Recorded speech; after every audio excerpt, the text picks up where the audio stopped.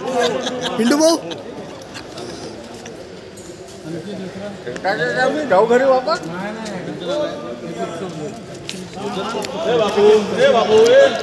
Happy journey Pintu भाऊ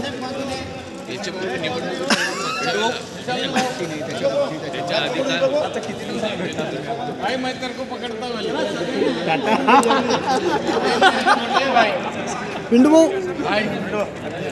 पिंटू भाऊ happy journey आपलं ओळख बोललेली आहे.